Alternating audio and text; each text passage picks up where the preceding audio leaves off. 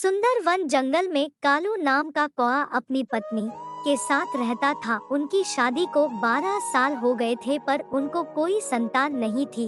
एक बाबा के आशीर्वाद से लाडो 12 साल बाद गर्भवती होती है। कालू को एक बेटे की आस थी। वह चाहता था कि उसे एक बेटा हो पर उसकी किस्मत में एक बेटी लिखी थी, इसलिए लाडो को एक बेटी होती है। उसे देखकर बहुत नाखुश हो जाता है क्योंकि वे लड़की थी, बल्कि इसलिए कि उसने फौज में अपना बेटा भेजने का सपना सपना ही रह गया। कालू जी अपनी बेटी को देखिए तो बिल्कुल आप पर गई है, देखिए ना। मुझे कुछ काम है, मैं चलता हूँ। अरे ऐसा भी क्या काम आ गया जो आप अपनी बेटी को भी नहीं देख सकते? लाडो, मैं अभी बहुत उदास हूँ, मैं तुमसे बात नहीं करना चाहता हूँ। ऐसा कहकर वहाँ से चला जाता है। गांव के सभी पक्षी कालू का मजाक बनाते हैं। अरे कालू, तुझे बेटी हुए है ना, मिठाई नहीं खिलाएगा? अरे कैसे खिलाएगा, उसकी शक्ल तो देखो, 12 बजे हुए हैं। ऐसा लगता है अपनी बेटी की शक्ल देखकर इसे सदमा लग गया। इसकी शादी कैसे करूँगा, यही सोचकर ये परेशान हो गया। अरे कालू, अब तेरा सपना कैसे पूरा होगा? कौन सा सपना भाई जी, जरा हमको भी तो बताओ।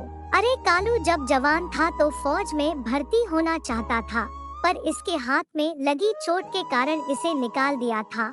तब इसने ये सपना देखा था कि जब मेरा बेटा होगा तो ये उसे में फौज में भेजेगा, पर किस्मत का खेल तो देखो, पहले तो इसे औलाद नहीं हुई और जब हुई तो बेटी। आप बेचारे का सपना सपना ही रह गया ना। कालू उनकी बातें सुनकर वहाँ से उदास होकर चला जाता है। ऐसे ही कुछ महीने बीत जाते हैं। अब तो वहाँ बड़ी हो जाती है और स्कूल जाने लगती है। बहुत चंचल स्वभाव की थी और हमेशा ही मस्ती में मगन रहती थी और पढ़ाई में बिल्कुल अच्छी नहीं थी। पूरा दिन दौड़ भाग में लगी रहती, जंगल के पक्षियों के साथ घूमती रहती। एक दिन की बात है। टूनी, ये क्या है, इस बार भी तू फेल हो गई। माँ, मेरा मन पढ़ाई में नहीं लगता, मुझे तो घूमना फिरना दौड़ना ये सब अच्छा लगता है। बेटी तू पढ़ेगी नहीं तो अपनी जिंदगी में क्या करेगी? तभी कालू वहाँ आता है और गुस्से में कहता है, अरे तुम भी भैंस के आगे बीन क्यों बाजा रही हो? करने दो जो करती है। वैसे ही 18 साल के होते ही मैं इसकी शादी करवा दूंगा, फिर ये चाहे जो करे, हमें उससे कोई मतलब नहीं। पापा, आपको मुझसे क्या परेशानी है? क्यों आप मेरे पीछे पड़े रहते हो?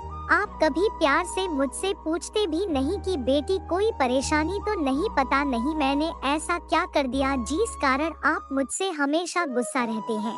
कालू कभी भी प्यार से ही बात नहीं करता था। जानना चाहती है तू क्या किया? तूने तो मेरा सपना तोड़ दिया। तेरा पैदा होते ही मेरा सपना टूट गया। जो सपना मैंने कई सालों पहले देखा था कि मेरा जब बेटा होगा तो मैं उसे फौज में भेजूंगा, मेरा नाम होगा, पर तेरे पैदा होते ही सब टूट गया। टूनी ये सुनकर बहुत उदास हो जाती है। उसे अपने वजूद पर तरस आता है। उसे लगता है उसने लड़की होकर कोई गलती कर दी। ऐसे ही कुछ महीने बीत जाते हैं। कालू को एक गंभीर बीमारी हो जाती है और वह मर जाता है। लाडू के ऊपर खर्च चलाने की जिम्मेदारी आ जाती है। टोनी, मैं काम पर जा रही हूँ तो पीछे से कहीं घूमने मत निकल जाना, घर में ही रहना और खाना मैंने बना दिया है, भूख लगे तो खा लेना।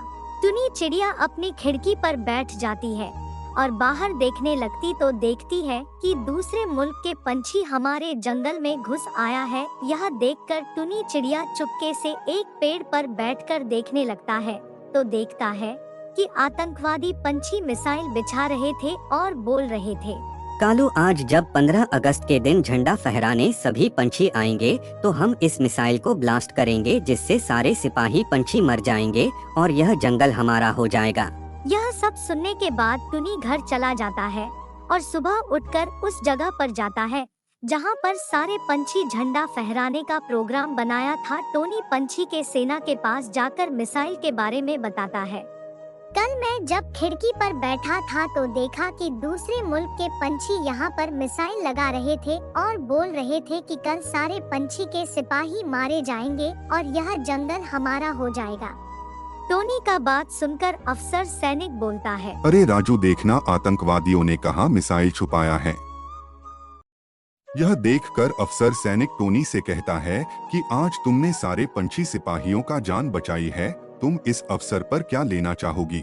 सर, मुझे आपके सैनिक के ग्रुप में जगह खाली है, तो मुझे रख लीजिए, क्योंकि मेरा एक सपना था सैनिक बनके देश का रक्षा कर सके। फिर अगले दिन टुनी को सैनिक ग्रुप में ज्वाइन हो जाता है। टुनी जब सैनिक के पोज में अपनी माँ के पास मिलने जाती है, तो टुनी की माँ टुनी को देखकर बहुत खुश होती है।